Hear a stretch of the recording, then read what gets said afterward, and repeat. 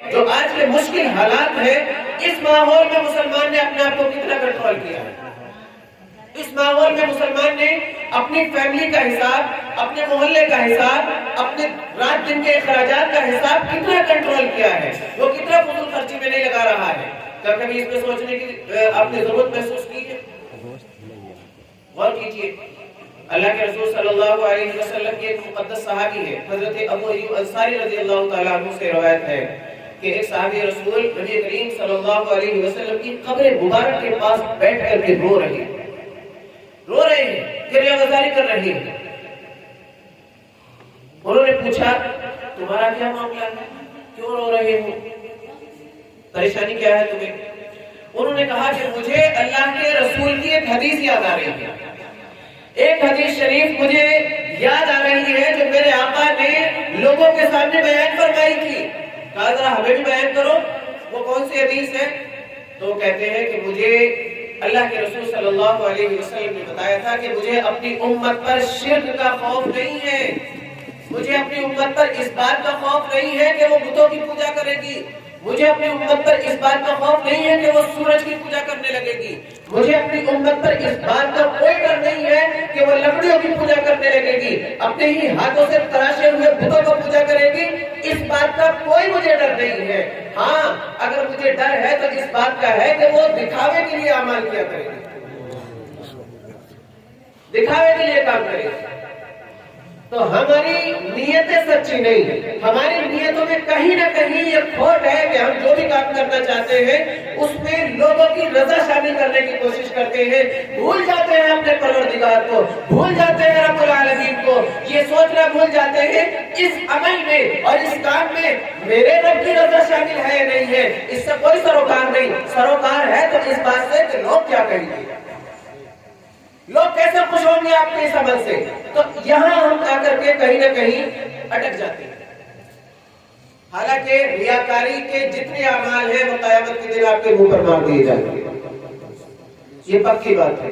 بخاری شریف کی پہلی حدیث انما الاعمال بالنیات، اعمال کا دار و مدار نیتوں پر ہے۔ صاف طور پر اللہ کے رسول نے ارشاد فرمایا، حضرت عمر فاروق اعظم رضی اللہ تعالیٰ عنہ سے حدیث کرائی، اللہ کے رسول نے صاف اعلان فرمایا تمہارے اعمال کا دار و مدار تمہاری نیتوں پر ہے، اگر تمہاری نیتیں اچھی تو اعمال بھی اچھے، تمہاری نیتیں بری تو اعمال بھی برے۔ پھر چاہے تم کتنے ہی بڑے ثواب کا کام کر رہے ہو، لیکن اگر تمہاری نیتیں اچھی نہیں ہے تو بھلے ہی چاہے کتنا اچھا کام ہے، نیت کے برا ہونے کی وجہ سے آپ کا سارا کیا ہوا نیک عمل بھی برباد ہو جائے گا، برباد ہو جائے گا۔ اور یہ میں کہاں سے بتا رہا ہوں؟ ایک حدیث شریف سنیے، اللہ کے رسول صلی اللہ علیہ وسلم نے ارشاد فرمایا قیامت کے دن تین طرح کے لوگوں کو کھڑا کیا جائے گا۔ ایک قاری صاحب عالم دین جو قرآن کی بڑی زبردست تلاوت کرتے ہیں، اور ایک ہوگا شہید، اور تیسرا ہوگا مالدار شخص۔ تینوں کو رب العالمین کھڑا کرے گا، پہلے والے سے پوچھے گا، شہید کا سب سے پہلے نمبر لگے گا، شہید سے جس نے اپنی گردن کٹائی اللہ کی راہ میں، بڑی بڑی بات نہیں۔ انسان مالی تعاون کسی کو پیش کر سکتا ہے، اپنا مال کہیں پر بھی اٹھا سکتا ہے، لیکن اپنی جان ہی قربان کر دے، یہ بہت بڑی بات ہے، بے شک بہت بڑی بات ہے۔ شہید کو لایا جائے گا، اس سے پوچھا جائے گا تو نے دنیا میں میرے لیے کیا کیا؟ پروردگار پوچھے گا اس سے، غور کیجیے گا ذرا، تو نے دنیا میں میرے لیے کیا کیا؟ شہید کہے گا مولا کریم بہت ساری نیکیاں کی، بہت کچھ اعمال نیک کیے، اعمال حسنہ جہاں تک مجھ سے ہو سکا سارے کے سارے کیے، اور آخر میں تو میں نے حاضر کر دی، اپنی جان بھی میں نے تیری راہ میں قربان کر دی۔ مولا کریم سب کچھ تیری راہ میں قربان کر کے آج قیامت کے دن تیری بارگاہ میں کھڑا ہوں۔ پروردگار عالم تو نیتوں کے حال سے واقف ہے، وہ تو نیتوں کو جانتا ہے، اور بڑی بات یہ ہے کہ گواہی کے لیے اس نے فرشتے بھی مقرر کر رکھے ہیں۔